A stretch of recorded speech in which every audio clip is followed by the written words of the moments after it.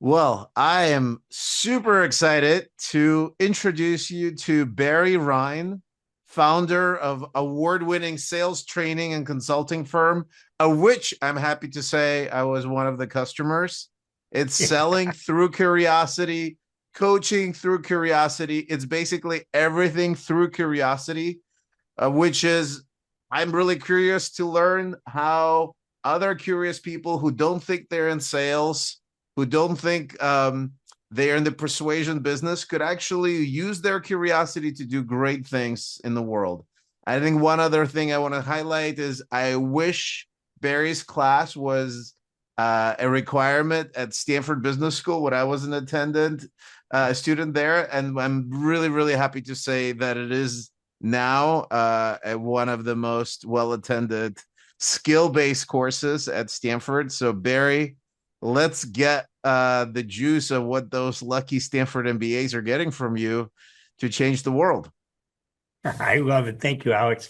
And by the way, as you were making the introduction, and thank you for those kind words, what's interesting is we're all in sales. Everybody, always. Yes. Everybody, if you think about every conversation, someone's buying or selling an Yeah. idea, a Yeah. concept. And so Yeah. everywhere, everybody is in sales, Yeah. and that art of persuasion is Yeah. magic. All Yes. communications. That's what it's all about, right? It is, and I think it's really fundamental. I think some places sales is a bad word, and I think there's some professions where people that are doing sales they still don't want to call it sales. Like an investment banking is a great example of a highly paid salespeople. Yeah, You know that. definitely. But they take your courses, they learn from the best. But I think fundamentally what you're also doing is for people like myself that maybe had a like originally like knew that this is something you need to do, but had maybe a stigma associated with the word sales, because it like implies some degree of transactionality.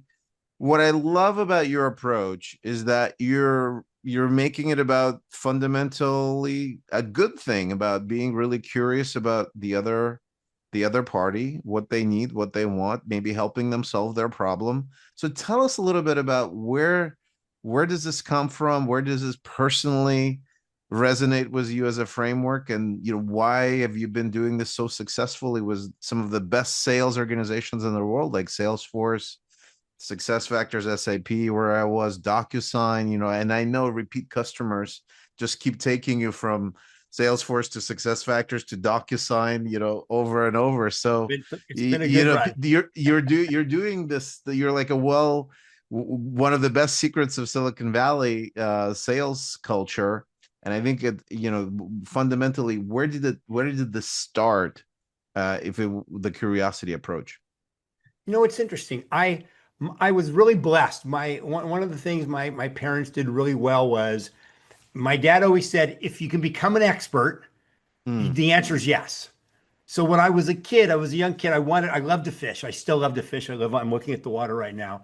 I love to fish. And as a young kid and a boy, I learned that you can take worms and you can put them in soil. And if you throw some food in there and you water them, you can make lots of worms. And then I was able to sell the worms. And so that was mm. my first kind of idea of sales. And I How was old how curious about old were you? How old were you when you 12, did 12. I was 12? young, Okay. 12. Okay. All right. and I was fascinated by bees. So I studied bees. And so my parents really encouraged curiosity. Every kid wants a monkey. I had a monkey. I had an Asian macaque from the Philippines when I was 15. And then I wanted to start a dog training business. I learned to train dogs. And so I had all of these different ways of just being curious. I was just a Mm, curious kind of kid. And I think mm, many of us, my grandson, extremely curious. It was so fun when he's young. He's 6, he's 7 now.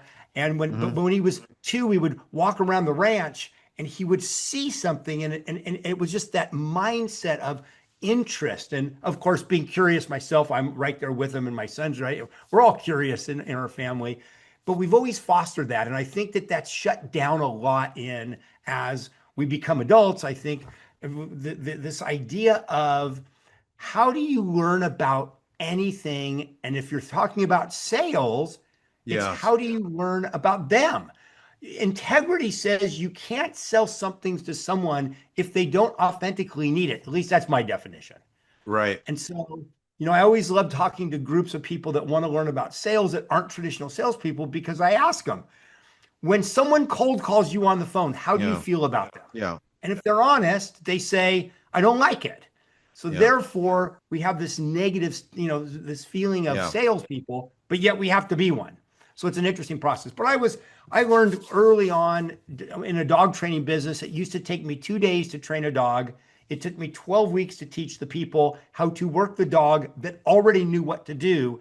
And that was my first fascination with belief and behavioral change work and helping people learn and what that process looks like. So it's fascinating because it almost feels like nobody wants to be sold, but people like their problems to be solved. Yes, they do. Everybody does. Right. And so in some ways, it feels like if there's just a very basic reframe of like, hey, I'm not here to sell anything. I'm not here to even to like maybe it's an attitude of service, right? Like serving is a great thing. It's a gift. You're helping others, right? Solving their problems. If I can't solve their problem, I'll try to find somebody else who can, right? That's It right. feels like a much more genuine, life affirming way of going through the world. Um, and I'm curious, what would people join in the program? What when they have not sold historically, what is the biggest obstacle for them to get over and kind of start thinking of sales and themselves and their sales capacity as a positive contributor to others? Yeah, it's interesting. I am blessed. I get to be on faculty in the business school at Stanford, Yeah. which is for me is always every day I walk, every time I've been doing it 13 years, every day I walk, I'm amazed at this campus and I revere it. It's just amazing. I never went to a 4-year college. I had enough college credits at a junior college to become a police officer in San Jose, and it was a fun job. It was not a career for me. Yeah. And what's always interesting is in my class, we teach the fundamentals of effective selling is the name of the Yeah. class. The key is my students are there like 90-10. 90% are not salespeople. In fact, maybe Yeah. 95% aren't Yeah. salespeople. But they all realize that even as a founder, even as someone that's doing a startup, as tomorrow's leader, you Yeah. you have to understand sales. I find it so crazy that we give our kids masters of business and we Yeah. don't teach them revenue generation. I sort of Yeah. think about business as this.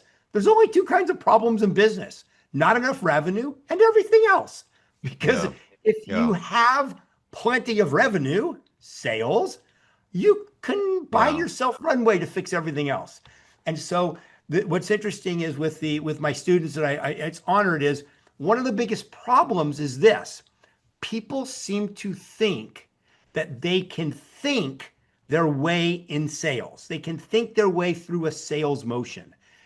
But yet, when they drive a car or fly an airplane, they very much get, I have to practice. Like no one gets in an airplane and says, I flew a simulator on my Microsoft flight simulator Yeah. Yeah. game, and Yeah. now I'm going to get behind an airplane and I'm going to fly. Well, the concepts are easy. You can think Yeah. through that. You can watch YouTube videos. But when Yeah. you get put in the seat, it's a very different experience. Yet sales is not thought of as a skill. It's This is if yeah. people think of it as I have to be gregarious. No, you don't. I've built a career training tens of thousands of people. Yeah. They weren't gregarious. They weren't natural salespeople. And Yeah. so it's a skill like anything else. And the biggest mistake is people seem to think that with this skill, I can just think through it. And it Yeah. doesn't work that way. Well, it's interesting you bring it up. It's sort of there's this analytical thread to some of the folks that get into business schools, right? They're academically Of strong, course. and so they tend to over rely on their strength, right? And like I would put myself in the shoes of somebody fresh out of business school. I was of the opinion that if I only could write a very compelling presentation, that it would just sell itself, right? Of course. Naturally, it would sell itself. And then I was very surprised when that didn't work for No, it whatever doesn't. reason. Like it was a brilliant presentation. It was structured, it was easy to follow. And ironically, that's by the way, what for our Relayto fans that are listening, that was one of the genesis behind Relayto is like, what is it that if you are creating a presentation, you put your heart and soul into some sort of content, for it to actually persuade others, it needs to create a digital interaction with Yes. them and kind of Engagement. lean towards their interest and be curious about what they are interested in, so they get their questions answered, not you trying to shove your presentation down people's throats or shove your product down people's throats, or here's about us, like what a great company we are, shoving that down people's throats. So we're kind of moving away from this monolith think, like here's a monologue about why we're going to change your world, to first understanding what's in people's world, what's relevant, what's not, and then moving them, eventually potentially to solve the problem. So where do you see people that have been doing sales for a long time, that are not like the MBAs, where do they fall, right? Because it's a lot of folks that go through your classes, kind of in the enterprise software universe. They've had successful sales careers in some Of organizations, course. and I'm curious if that was, the success was because of the product that they were selling that was kind of selling off the shelves, or because they knew they knew, like some of them were still missing the skills of selling maybe a new product or something that's not proven yet. Yeah, it's interesting. I think that I applaud and celebrate everybody's success. I am the optimist. I look at what's possible. So Mm, what I love is when we go into companies and do sales transformation programs, yes, the top 10%, we know they sell the greatest amount. The bottom 10%, they sell the least. My challenge is I need to create an opportunity, create a space for mm, all those people to learn what they need to learn to be more effective. So when mm, I train people that are in the bottom 20 or 30%, some of the fundamentals they all apply, obviously. However, when you think about the top 10 or 20 or 30%, and I've trained some massively successful people, the mhm. number one sales rep at Oracle, the number one sales rep at HP, number one sales rep at Salesforce. I've had these people in my classes. What just do you just just say? for those folks that don't know, that's like a multimillionaire probably, Oh in yeah, terms no, of, no yeah, yeah, question. yeah, they're Oh like yeah, yeah, yeah. Oh, they were like millions and taking the millions. training off the yacht somewhere. Yeah. 100%. So now what do I have to offer someone like that? I'm not going to tell them they're doing something wrong. I would be insane. And I don't believe that. What I believe is, what do we need to change in our thinking or our skills to be more effective, to accomplish our goals faster, quicker, and again, for me, and spend more time with my family and friends? That's my whole Mm, motivation of why I do what I do.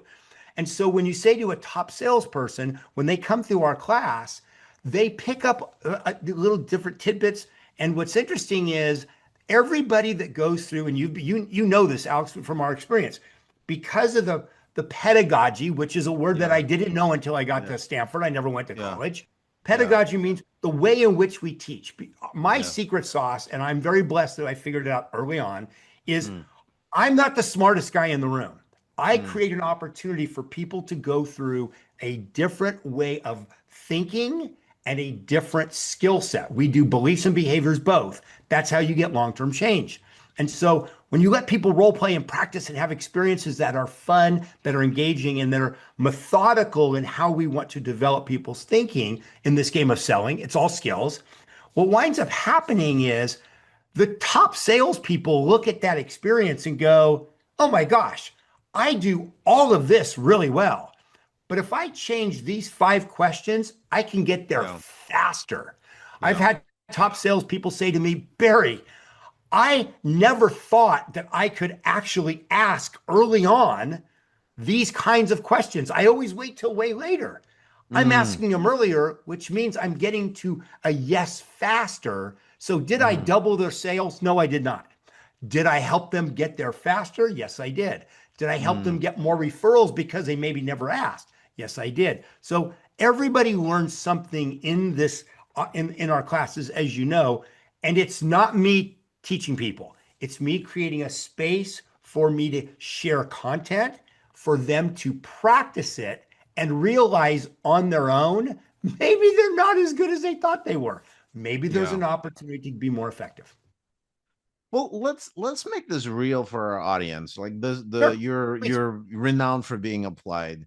So there are some, like, what are the let's say three questions, right? Let's just say Okay. three questions that if you use them in your life career, that will have disproportionate results. And then maybe we could practice some, or pick a part of the sales journey, or maybe the earlier part, that where we could even practice some of these questions in the similar role play that you're doing. And let's assume that I'm starting at zero because it's been a long time.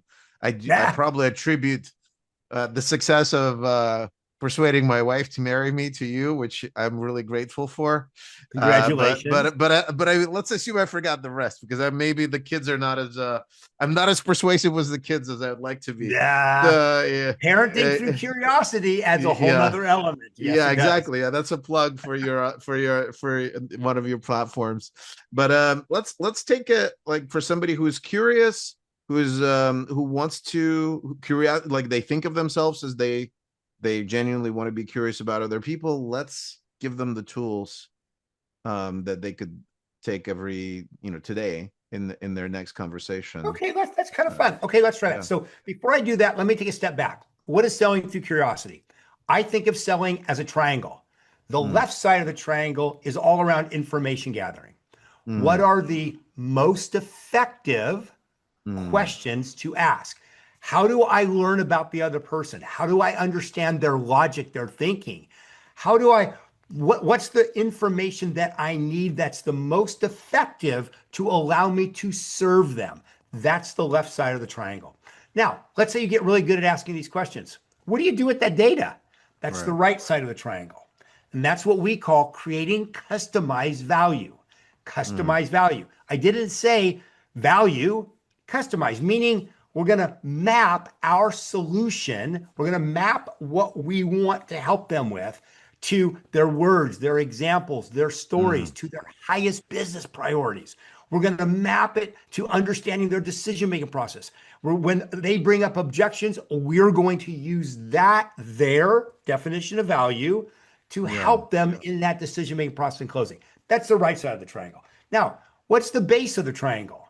That is what we call all around relationship building. So we believe there are Mm, tactics, daily tactics to gain mind share, to drive authentic connection, and okay. to authentically make, again, if people like and trust you, they're going to be more apt to want to believe and buy from you. Right. Right. If Right. you don't trust me, it doesn't matter how good my product is, we're going to have a problem, right? Right. So base of the triangle, and there are tactics. Now, in business school, that base of the triangle is very difficult for my students. My first 5 years teaching, it was very difficult. They gave me a run for my money.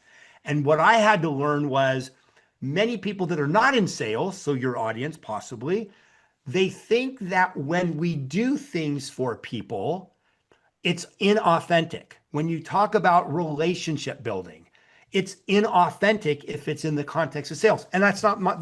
I'm talking about authentically connecting, and we can talk more about that. Now, that's Is the that triangle. because they're like they have the stereotype that like, oh, tell me about your kids and that type of Tell me that's about done your poorly. kids, send a bottle of Oh, wine, yeah. handwritten thank you notes. I'm bribing them. It's all that brought together. And and yes, it's like my daughter Joey says, way to fit your stereotype. Salespeople are notorious. They have a Yeah. bad reputation for a purpose, for a reason. Of course, we know what that is. That's not, this is all about authentic connection. Yeah. My daughter Joey and I am so proud of her, and it's so fun to be in business with my daughter. She's Yeah. the co-founder of our program, Dating Through Curiosity. And we have a Yes. simple vision, helping hundreds of millions of single people with the skills and confidence to find true love. It's a big problem in our world today. There's billions of single people, and the skills, Yeah. COVID All ruined lacking basic communication skills communication because of skills, the the dating fundamentals. apps, like taking Absolutely. over the world. Yeah. Yeah, I get it. It's terrible. And so we have some really amazing solutions with practice and things like that. But let me go Yeah. back to that. So in when we think of dating, you can't be inauthentic. It's like me Yeah. putting in a profile, I'm 6'3". When I meet them in person, I'm 5'9". It's a problem. I don't know Well, what, you it's a just problem. eliminated half of the profiles in some sites, but yeah, it Yeah, is. that's another conversation. But so when we think about sales, that's the triangle. What goes in the triangle are the applications of what's on the outside, which are prospecting. You have to value-based value proposition, Mm, objection handling, mm, negotiating, closing, mm, mutual. So that's the application. So with that being mm. said, now let's talk about this thing called curiosity, because Right. most people, they think curiosity is questions, and that is not curiosity. Curiosity is genuinely being interested in a topic, interested, and Mm. genuinely means without an agenda. And Yeah. this is the magic and why parenting through curiosity, or when I work with my wife Yeah. and together when we're a couple, Yeah. curiosity is really difficult because I have my side of the argument. Yeah. So it's You already, it's a little bit easier to be curious with people who you don't know. It's kind of what you're saying, what I'm hearing, because you or don't just have a situations pre-written that story, not emotionally charged, not emotionally charged. right? My wife and I, we Yeah. want to see, we want Yeah. to decide what we're going to Yeah. watch on Netflix. It's not emotionally charged. Yeah. My wife and I talking about our kids getting Yeah. into college. Oh, that might be a little bit more emotionally Right. charged. Right. Selling a deal that's your biggest deal of your career, emotionally charged. Yeah. And this is something I want to leave everybody with because this thought as we move on, I do not believe you rise to the occasion. I believe you fall to the highest level of your training. You don't Mm. rise to the occasion. When you're in stress, when things You go don't crazy, yeah, you go to the default mode. so what Yeah. is that? And so in any kind of persuasion in sales, you're a co-founder, you're trying to raise money as a co-founder, you're trying to Yeah. sell your first products, whatever the case may be, it's emotionally charged. You Yeah. are only gonna, you don't rise to the level of your right, Yeah. you don't just rise to the occasion. You fall to the level of your training. And so this becomes what's your skills and practice. So with that being said, now let's talk about that. So I don't want to take away, like, so we got the Please. triangle. I think on the, but like this, this is one of the topics that we want to come back to. I think you spend a lot of time in your Stanford course on limiting beliefs that people have, right? And I think there's a so there's a limiting generic limiting beliefs, like I'm not in sales, right? Like I can't sell, Sure. right? Like this, or this is like unauthentic, right? And so we could kind of uncover that for some folks that are new. But I think when you bring up this level of the level of attachment, right, to an issue, like this deal I'm attached to, um I could certainly relate to, being a driven, achievement oriented person that, connects, historically grew, been successful through achieving certain results. And then when you do that and you have some success, you start defining yourself along the lines of those results. Like, I'm only as good as my last quarter in sales. I'm only as good as, the amount of money we raised as a startup, right? I'm like, so there's this tendency in competitive, really, pretty successful people, to start measuring themselves on this achievement. And then the more they get attached to it, the more there is at stakes. Uh, Totally. and so I'm curious, how do you help people who have a, really, like, there's a lot more at stake than there probably should be, needs to be. And like, do they need to meditate before the call, kind of reflect on how they're gonna connect with this other human being, that it's not about the call, it's just about the conversation, and everything else is an upside. Like, guide me a little bit on that emotional state, an emotional training that you help people get to remove the level of attachment to results. Yeah, it's a tough one because it presupposes my belief. I know that confidence comes from practice, and you're going to see some Right. themes with me. So, what I know is when I go into a situation that I have practiced, that I am confident, I react differently. People are human, you're human creatures. It's this human Mm, dynamic. And Mm, so when I think about and I ask people, well, you're in this situation, you're a salesperson, you're doing this, or you're raising money, or you're just trying to, you're recruiting someone. When yeah. was the last time you videotaped yourself? When was the last time you were Right. on Zoom? And then you went and stopped and watched. Now, here's the problem with my statement. If you don't have a methodology to bounce off your evaluation, you're just watching yourself. You did the best you could at the moment. Now you're watching. You have Yeah. nothing to bounce it off to. So that's why when I think of a curiosity-based approach and how to ask effective questions and when to ask effective questions, right? It Mm, requires both. And so as we think through that, curiosity is very fascinating. So let's play a game. okay. You talked about a role play. Let's play a game. Let's do I it. want you to interview me for like 30 seconds.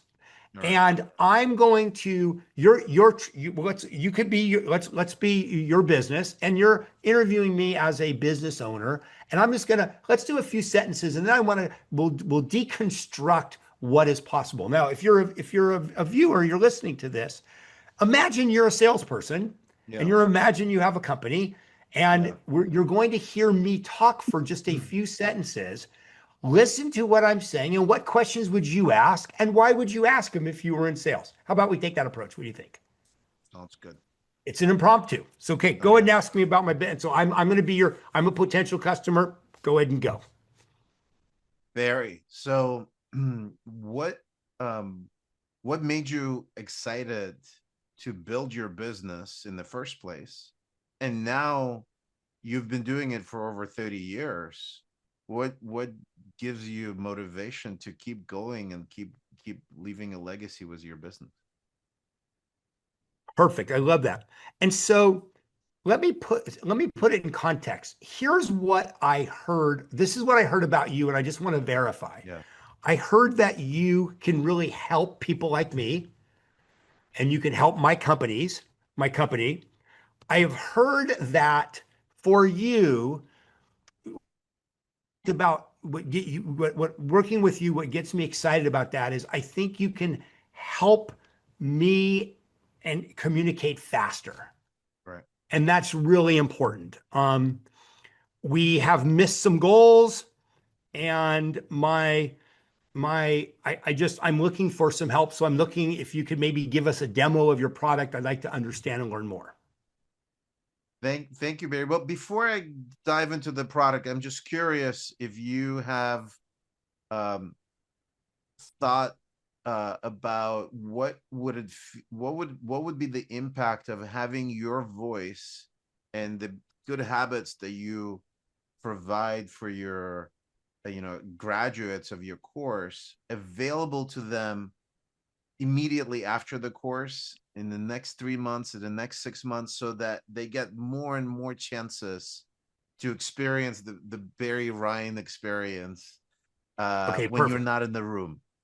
Okay, perfect. What So, kind of impact would that be for okay, you? perfect. I'm going to go ahead and stop. So for our listeners, and by the way, Alex, how direct can I be Yeah. How direct in can coaching you? you? Oh, please Okay, rip it cool. apart. So Yeah. we're stopping the role play. So our listeners, a couple things. So Alex, you have a direction you were going in, which was Yeah. wonderful. You knew Yeah. what questions you were going to ask. Yeah. However, when I said some very interesting key words, Yeah. I said, I've heard about you guys. Yeah. I believe you can help me.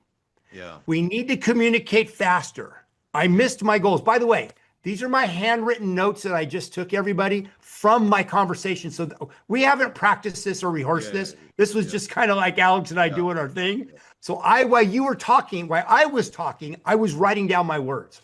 Why was I writing down my words? To use this as an example. Anytime that we're trying to be curious or learn about someone in any kind of traditional or non-traditional Yeah. selling, their words is what we're going to listen to. They are little insights. We call them points of view. They're insights into a person's logic. For me to serve someone, I've got to understand their logic. If their Yeah. logic makes sense, then I can help them. But if I don't know it, what am I going to pitch? So, I some see. questions I So would you like. needed to pick you. So is the implication is that I should have taken that thread more use those words more as I was going forward. How about go be curious about them? Yeah. So, for Yeah. instance, Alex, I've heard about your company. Ah, what have you heard? Great. Why did that excite you?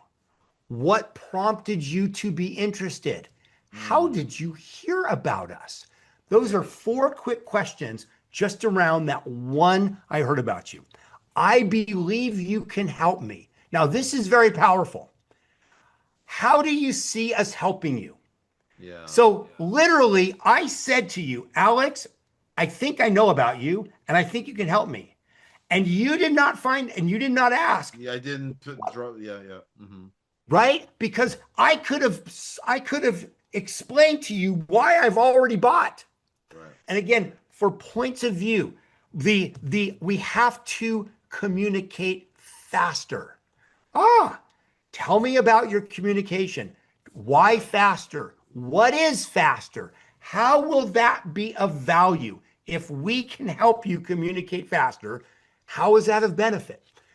So what I'm pointing out here, and I want everybody that's listening to this podcast, when you're in conversations with your boyfriend, your girlfriend, your husband, your wife, hopefully not all of them together, with at work, with customers, with clients, we lose the ability of listening for the purposes to understand. And that is a skill set of listening, writing a few things down. And again, there's some situations you can't, but let's go with this for now. And then being able to make sure that we hear them, we learn from them. People want to share what they want to share their story, and people want to feel heard. My wife and I go to problem solving. We want to have conversations. Many times there's different conversation with my kids. My purpose is not to solve a problem. My purpose is to listen. So I need these skills. Others times, my purpose, because I ask, what's my purpose, Right. is to actually solve problems.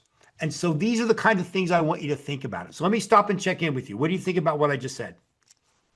I think it's beautiful. It's really interesting. I was more paying attention to our earlier conversation than to this one, which is actually very probably a common mistake, right? Like, so because we in the past, right, like in our other conversation, we were chatting about exactly this kind of approach of like what happens after the training, and what's the possibility of creating like a guide was the favorite questions and everything in there. And I was, so basically in a way I was jumping already to solution from an earlier conversation, right? Versus listening to you right now in this moment, and your 4 key words, like I heard about you, I think you can help me, and the faster communications, right?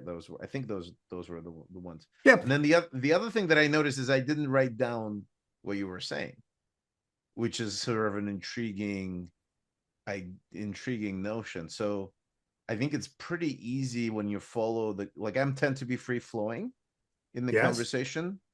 So when you're free flowing, I think you could pick something up, so you'll still go with the flow. In this case I didn't do a great job on it, but you will still probably miss the other 3 things that were brought up, right? Because you're Unless, going in, unless you write it down. So I was going in the direction that, let's say I would have picked one of those topics. Oh, great. You said we could help you communicate faster.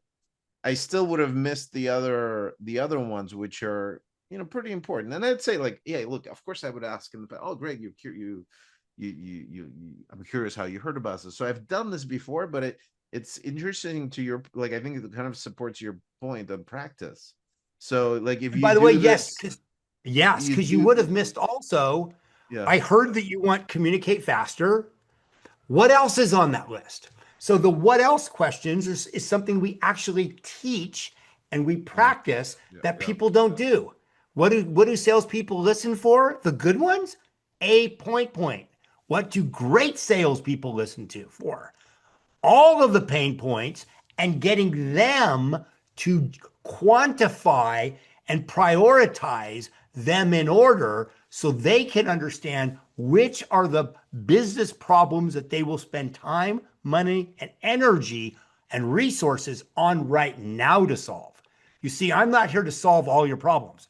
I'm here to identify which are the Your biggest most problems, important problem. Yeah. most the ones that you'll spend time, money, energy, and effort right now to solve. Because Yeah. then now I've now created there's urgency that I've been able to uncover, which helps me in my sales motion. Without training and Yeah. practice, that's even less of a chance of you doing that versus even coming up with the first few notes on the first one. It's a skill. So It's all so skill. a great takeaway is that anybody can do if I'm playing it back right now. So first of all, obviously you want to know how they heard about you. That sort of like could be validation. You want to know why you think you could help me. You could double down on the one answer, but like the what else is the what I actually think is sort of the least obvious one, because you then very often when you're selling some sort of software, you think like you said, you have a problem, but you don't it may not be the most urgent problem that needs to be solved today. And if you have the type of solution that could solve multiple problems, you're basically putting eggs in the wrong basket, You right? might be. Now, here's the part that I love the best. So Alex, we're going to redo this very quickly and watch how different you're going to think.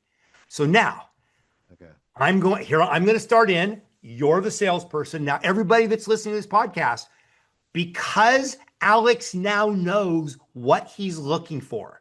We've talked about Yeah. curiosity. He ran a few questions. In fact, if you look at what he just did, he's reaching for a pen and paper Yeah. because we've already shifted his belief about that interaction. Now let's watch his question. So here we go. So Alex, let me tell you what's going on.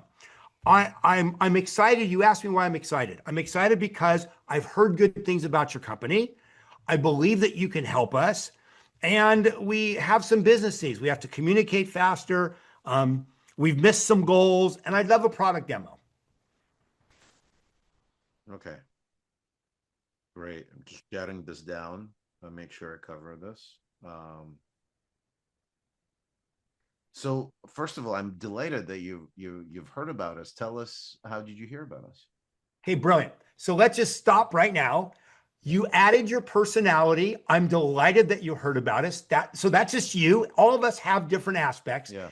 And then you're starting right in. Look at the difference in just the frame. Your body, you Mm, just now leaned in. yeah. You took notes. Now you're a little rusty. So guess Yeah. what? With a little bit of practice, note taking will come right back. People say, Barry, I'm going to use AI. I use AI note takers all the time. 100%. I use them to supplement my notes. Mm, Because if you rely on AI to for the conversation, you don't know how to layer, you don't know what to come back with in a conversation, and now you're sitting there. And what are you doing? You're picking the last thing you heard to layer, to be curious about, and you've missed all of the first and throughout. But if you then hear something up front and you just keep that in your mind, you miss everything else. So you compromise the integrity of communication with AI relying on the note taking. It's a skill set. I'm sorry, it's a skill set. And so I these are think the you're things. absolutely right, and this is what I think. It's beautiful that you bring this up, because I think this is a gap, right? Like I think we've all started taking less notes, and the assumption that AI is going to do a good job and is going to write the next steps. And I think what you're saying is, well, next steps are going to be shitty if you don't do a great job during the meeting, and for that you need to take notes to make sure you don't miss the threads. Did I get that See, right, this is Barry? why, 100%. This is why, and again, I've built a career on this. I'm in my 40th year. I will take an army of B players that Mm, I can teach because they'll all rise than having a few A players and trying to build a business on that. I'll take an army of C players that are motivated to learn, that I can teach skills, because these skills are all learned. And you know, you went through when you went through the program with success factors. Well, I'm feeling like I didn't really get much. I'm feeling Ah, well, self-conscious about it now. yeah, But I got out, rusty for sure. yeah, and by the way, I would never go fly an airplane today after Yeah, being a student pilot with 100 hours 20 yeah, years ago. Why yeah, would I just think that I could get yeah, in an airplane and take yeah, off? It's insanity. yeah. But yet, like you say, it's been a while. I'm a little rusty. Here's what I know. If we did Mm, one or two more role plays, video, and you coached me, you would be 90% back like that because they're perishable skills. But because you believe in the concepts, that's the belief piece.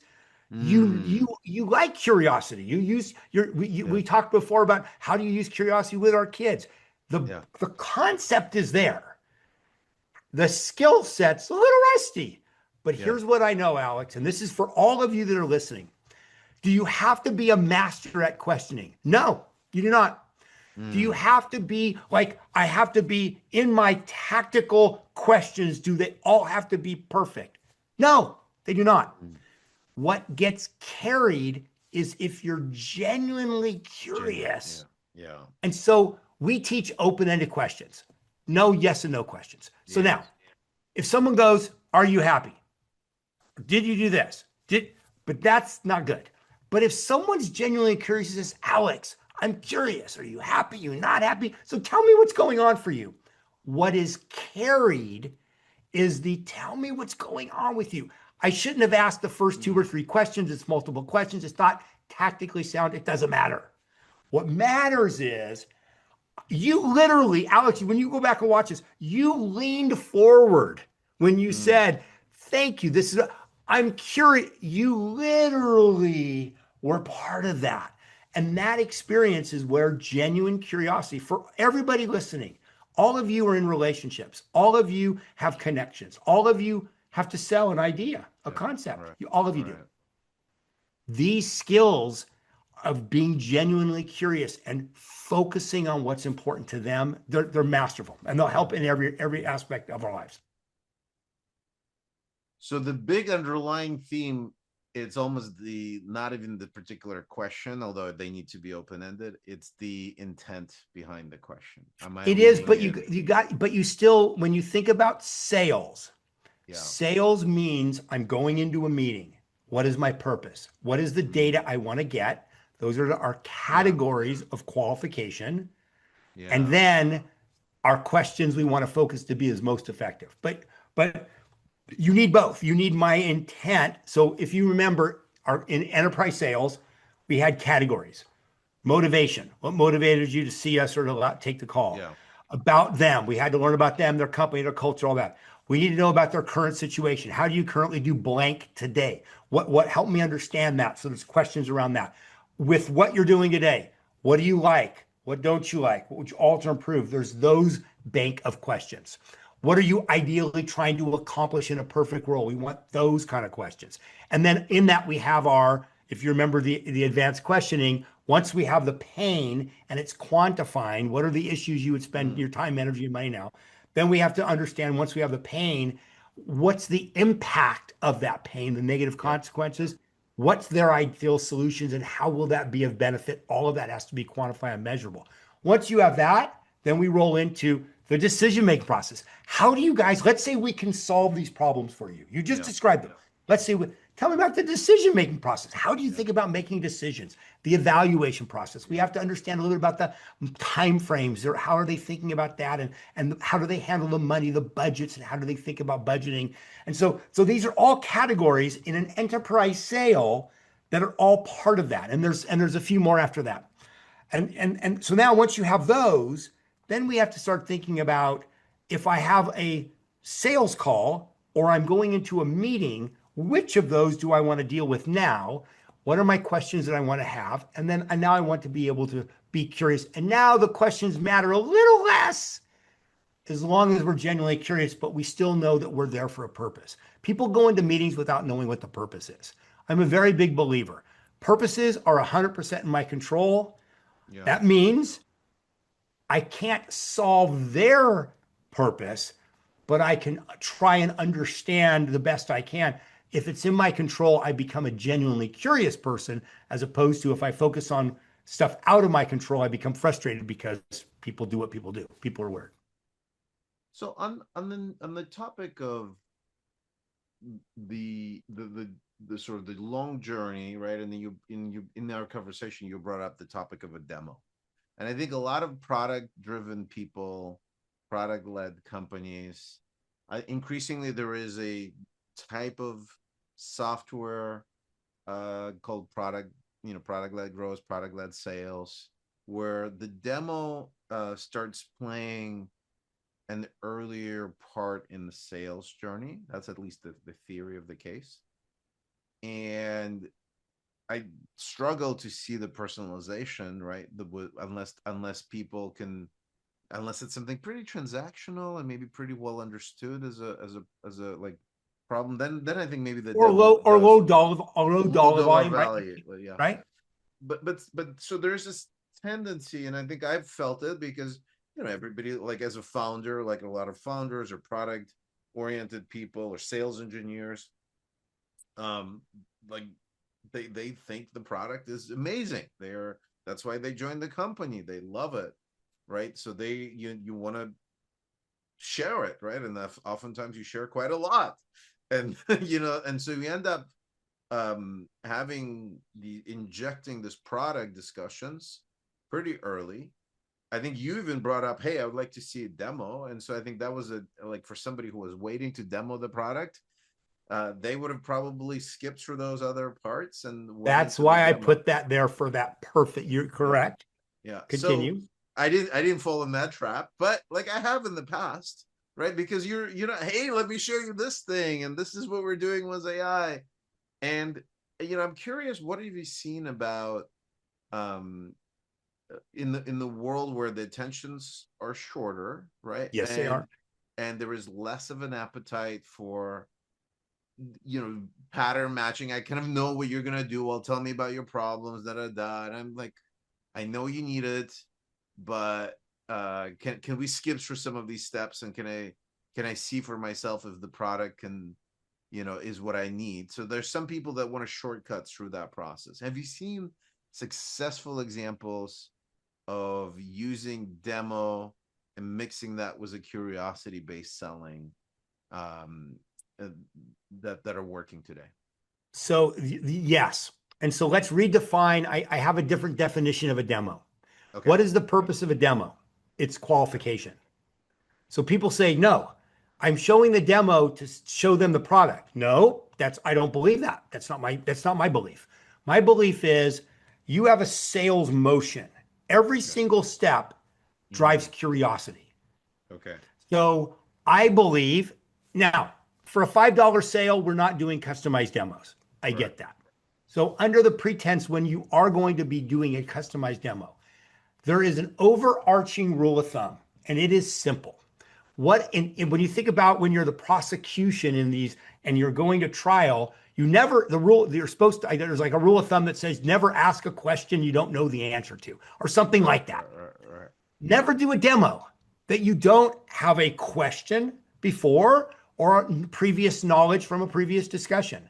So, in order for me to do a demo, I have to, even if I have to do a short demo, even on my first sales call, I'm not compromising discovery. What I'm doing is I'm saying, okay, you want to see the demo, I'm going to show you a demo. Before I jump in, I just want to, so I can show you the right things that are Yeah. relevant. When you think about blank, what are your highest business problems you're trying to solve there? Tell me about what you're doing now. So then I'm gathering data to show if this is a deal of size, meaning it's the right strategic value and or it's the right dollar size. We don't do demos without doing discovery. I'm sorry, we don't. People will argue, well, no, our SDRs, our process is we show a little bit of the demo to tease them. Okay. I would have to understand the sales process and the methodology there, but let's just go with it for a moment. I'm not going to show something that I don't know the answer to because I don't know what language to put it in. And But look, so Barry, some of these companies, they already have a demo tutorial type of They thing on do their website. 100%. So, And but so do you they're think doing that that on their own. do you Yes. think that's a mistake? Do you think that so because that basically the customer oftentimes, like Pre-qualified. we've seen examples, the customers either pre-qualify or they're coming in and they kind of the value part of the value has already been destroyed because the demo is about little widgets and schmidgets and not about the underlying value, and so they get hooked up on some features that ultimately maybe don't move the needle. I'm not saying What's your that's wrong, take? and so I don't have enough data that it would be inappropriate for me to comment on Yeah, that style because there's so many variables. What I will say is we get asked a lot to look at a canned demo. We get asked a lot to yeah, look at what we have our YouTube videos, and I look at them, and my mind always is, what is the value proposition? How are we pitching value, not features? Value, value, value, value, value. So if you're using something to hook people to then have a conversation, great. If it's a small dollar volume, I know companies look in the consumer world. yeah, There's no conversations. We sell products without conversations. So of course it's appropriate for those kind. I'm thinking of in situations where a yeah, salesperson or an SC is needed and it's yeah, a strategic and or the right dollar volume, then there's some fundamentals that we want to start our conversation as sort of our truth, which is if it warrants, we don't do demos without doing some discovery, either before in a call or real time. I have no problem. No problem. And there's yeah. different method, right? So let me stop and check in with you. Yeah, I think this aligns. It feels like what we see happen is as companies get mature, they probably see three or four types of problems that they solve really well for their ideal customer profile, and so there's a bit of a selection mechanism that happens where like, who are you? Okay, I'm this person. And then okay, great. If you're this person and this type of Yes. company, we have a pretty strong thesis as a company that For that you, vertical, for 100%. that vertical, Or we may that even know the persona. language, we may know the case study. So Yeah. then we could basically take you and show you something that's maybe a little, pre-organized for you, or at least has, even if it's a standard demo, it has the value language that will resonate. And I think the problem though is that the way the modern communication setup is done is it's you have to be like either super prepared to discover all that in one call, so to speak, right? Or you kind of need to create a architecture where it Love that. allows people to choose where they are, like pick I your think that's great. adventure, and then you get to these right demos. So that's sort of one of the things that we've seen some of the customers that have taken your training, like Salesforce, that are way better at maybe doing this than I was in this call. Right, they're thinking, all right, how do we take you on a journey that's really relevant to you, and then we show you the demo that meets your business goals as, let's say, a Salesforce partner that's trying to grow their revenue through sales. They're going to have one very different demo, a very different resource than somebody who is like technical specialist on that same product at the same 100%. company. All that And who's segmentation all has its value. Yes, yeah. 100%.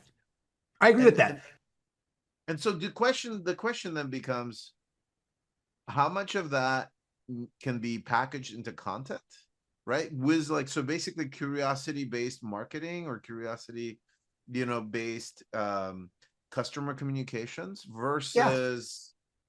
versus like one-on-one high touch enterprise sales process, right? Have you seen people scaling your approach in their content as an example? 100%. And I think that is I think a demo in the old days was a step in a sales motion that was always done by a sales engineer. Right. We don't see that as much anymore. We Mm. see some companies that salespeople do it. We see some companies that demos online. We see companies with pricing and demo online. We see all of that. We see segmentation. So if you have the SMB market, that's different than the enterprise versus mid Yeah. market. All of that is contextual. It's all you have to take all that into account. I'm looking at when there's two kinds of curiosity.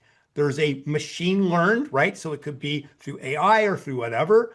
And then there's a human connection. When it's time for human connection, which in many cases is less and less because with AI, we have to be that much more effective. And we can't have salespeople or sales engineers on larger opportunities having a customer that has seen a demo via on the line, has watched and educated themselves. When they finally get to us, our skills matter even more because the opportunity to authentically connect and build trust is less because it's transpired through technology. So So they're already educated. So your they're educated. subspecialized knowledge that you have is no longer so what makes a difference? And I've heard this from some customers, like we have this SDR that's kind of 1 year out of school. Um and they're doing cold outbound outreach, like I will consult you on XYZ, like okay, great. Where do I sign up? Was my 30 minutes, right? Type of reaction. And then on the other hand, the customer may be like an engineer type of mindset, like very much like I don't want to be talking to humans unless I really have to, and I can learn everything on my own, or I could, consult AI or whatnot. And so you have this almost a situation where the level of knowledge of a customer may be higher, and some or potential customer Very may much. be higher than that of a generalist sales rep or an SDR. There. So what do you do in that situation? How do you add value and build a richer connection? Well, interesting. Curiosity doesn't require you to be as technically savvy as it does being a sales consultant or a sales engineer. It doesn't. So, what's interesting about curiosity and what's interesting with people that have done research, it Mm, just changes the way we ask questions a little bit. okay. So, we have to be a little bit more mindful and thoughtful. We have to be a little bit more skillful in the questions we ask. Again, we don't really, but our close rates are not where they need to be. We don't really, but then our discounting is excessive. Right? So there's consequences of not being effectively trained. And the Mm. consequences add up to the billions of dollars when you start looking at that. So we have to be better. Is technology making us better or lazier? It's a very interesting question.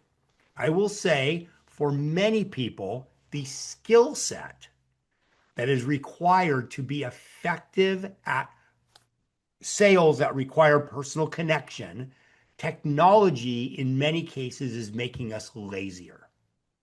So this is back to that point that where okay, I'm over relying on the demo, whatever, or I'm over relying on the Zoom notes and not paying attention in real time to the little golden nuggets that you gave me in the conversation, and then maybe just pick up one of them and not the others, right? So that because I know the notes will capture everything, right? So what else the sort of in this world of technology, uh aiding salespeople, like automating outreach, which I think we see quite a lot of. What do you feel is going to help people to at least kind of succeed in the earlier stages of the sales journey, right? Getting people moving there, because that feels like that's right now where the bombardment of AI generated It is. outreach is it's convalescing. So I'm there, we all get, you get probably messages, I get messages. What feels authentic and curious in that early outreach?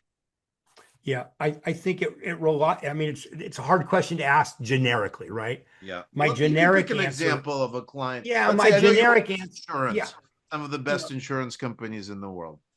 So in insurance, commodity facing, commodity pressure in the business, like, well, how do you stand out um in that world? So in that world, I'm always addressing the only really piece I look at technology that I play in is, are their questions effective and is their value proposition clean and crisp? I'm still Mm, shocked to this day at how terrible companies are with their value propositions and mm, their salespeople's ability to be able to communicate them. So that's kind of the areas that I look at for me in there. Then everything else is all about human interaction. When okay. it's time to interact, that's where I can make the difference. If I can, so when you think about if you increase closing rates 40%, that's a really big number. We do that. Right. That's not an atypical thing that we do. When you're able to, when you think about moving people through a pipeline faster, so you shorten sales cycles, those are things we do all day long. Mm, So now AI is front end loading that. AI is having technology, technology is starting to have a front end opinion on that. However, at some point, when it's time for them, if there is a human connection of some point, that's when mm. skills matter. And that's where we influence that the greatest amount. Got it. So let's come back as we're wrapping up, Barry. Like, so you gave us this triangle, and let's maybe like let's go back to the triangle so people take that away, and then like maybe like what is in some scenario, maybe it's for Relayto, maybe it's for your own business. Like, what are the couple questions for each base of the triangle that we could go and start practicing in our next conversation? Yeah, I think the purpose of I think one of the first ones early on is what caused them or prompted them to want to visit. So we're trying to get to some initial business pain. If someone takes a meeting, thank you, what prompted you? Like you said, And is hey, that in a thank you. relationship? Is that in relationship phase, or is that in the discover? Like, where do you feel like that fits? So you have this sort of learning information about them, and then there's a relationship building. That's more Learning information. about them and their world is a little bit different than now when we're shifting to business. So I Okay. think that the biggest areas are going to be about motivation. What right? So I think that's a big one. Business pain. Yeah. What are your highest priorities? Not what are your priorities and not what you're working on, but really being a little bit more. And by the way, each of you have a personality and a way you are comfortable. So I would Mm, coach you all this way. I love people getting out of their comfort zone a little bit, but not too much as they're learning this. And Alex, the challenge is you can go to AI right now and say, give me the best 5 questions for motivation in this situation, and AI will give them to you. The problem is it's not going to teach you layering and it's not going to teach you how to have your personality and how to be comfortable with that. That's the mm, practice. So no matter how you look at this, it is about practice. It is all about becoming more confident through practice. But a few questions. Business pain's a big one. There's we teach high level. There's 2 questions we should be asking ourselves, or as a manager, we should be asking our people. Is there a real deal here? Can we get a deal done? That's it. Is there a real deal here? That means we have to ask questions like, tell me about your business pain. What are you currently doing? How are you trying to yeah. solve this now? What prompted you to take a call with me? Is there a real deal here? We got to get that Yeah. information. Yeah. Can we get a deal done? That's That's decision. back to our. That's this the other part of the triangle. That's like, can we, have a personalized outcome value, Yeah, that's a between our tactic. But solution. what I'm talking about is Yeah. the way I know can we get a deal done is I'm asking you, Alex, tell me about your decision making process in getting a deal done here. And if you don't like that vernacular, Alex, let's say we can solve these business problems for you. Walk me through your process. That's the decision making process. So I would leave everybody here as we wrap up with a concept that says motivation, pain, and decision making process. That's if at its simplest, Yeah. I would be thinking about that. And what you did there is like it's kind of a sleight of hand, but I think for people new to sales, that's really important. Even I kind of intuitively at some point picked up on that, is that okay, fine, let's assume we can address this need, right? Really well. Let's talk about, what would who would do this? Would you do this? Would you be the owner of this, Not etc.? who, Right. who's So, closed-ended. Are you the owner's closed-ended? No okay, disrespect. got it. All right. Walk me through your process. Walk me Help me through your process. understand how you So think about it. open-ended, walk me. So okay, open-ended, walk me through the process. You got it, So brother. basically, keep it all open-ended, but like remember that there's different parts of the cycle, like their needs. Is this the how do you see this solving your needs, or some kind of version of that, and then like the process, assuming this solves your needs, the People don't ask what are you decision making process. And by the way, they don't ask it anywhere in their lives. It's kind of shocking. Like if I'm trying in sales, I need to know how are you going to think about this deal? How does a deal get done here? Walk me through your process. I use how does a deal get done? You may be uncomfortable with those words. So you want to change the words a little, but still keeping it open. People don't ask that enough. It's funny, like with my wife or my kids, I'll ask, okay, so help me understand what you're thinking and what's the Yeah. process from here. I just need to understand where do we go from here? What does that look like? So that I just need to know the process so I can then, in a selling situation, prioritize. I can build in some pre-handling of Yeah. objections, all that stuff. And Barry, one of the themes that I do now recall, you brought up that you could ask the same question in multiple ways, because Of sometimes course. people won't necessarily answer it the first Nope. time, or they won't be, maybe they'll be confused about the answer, maybe they don't want you to know. So tell me a little bit about that approach, right? How do you do that without being annoying? Uh, Well, if you remember, we have an exercise that we run yeah, people through where they come up yeah, with each of the categories, and then they have yeah, to come up with 5 questions of how to ask what that. So, decision making process. Give me yeah. 5 questions. How do you guys make decisions here? Tell me a little bit about your process. How do you think about making decisions here? Let's say you're comfortable with us. Walk me through their process. Those are 4 different ways to all ask the same Ask question. the same question. So it's okay, But got it. everybody's got to have two because if you ask one, you take your shot and it doesn't work, you got to have a backup. Most people don't have one and most people don't practice any. Feels like there's a lot of practicing to be done. This is your There's a this lot is of a skill. practicing in This is a skill. relationship to what Yeah. people do now, but Yeah. it doesn't take years of practice. It takes minutes. Alex, when you went through Selling Through Curiosity, we did a 3 or 4 day event. And I'll bet you we spent in that 3 or 4 days, when you look at the actual amount of Mm, practice that we did, it was 4 or 5 hours. And so if people say, wait a minute, the actual role play, because we would spend an hour creating questions. That's not role play. It's a different way of doing things. mm, But the actual bantering, mm. you can learn it so quickly. So when I'm not asking or saying to people, it takes years to do this. Absolutely not. I don't get years. Remember, my business is simple. If they don't get results, they don't pay me. It's simple. When I do Mm. equity deals, I work for free for 179 days. At 180 days, we do a thumbs up, thumbs down. If they had value, I vest 6 months back and we do month to month forward. Everything's results. So I don't get days and weeks and months and years to figure stuff out. I get days, I get weeks. So this stuff happens fast and it's transferable from business to personal, personal to business. It Mm. affects all of the different categories. It's why you and I, when we first talked a few weeks ago, you were like, I'm trying to use curiosity more with my kids. It's transferable. Yeah. All of it takes practice.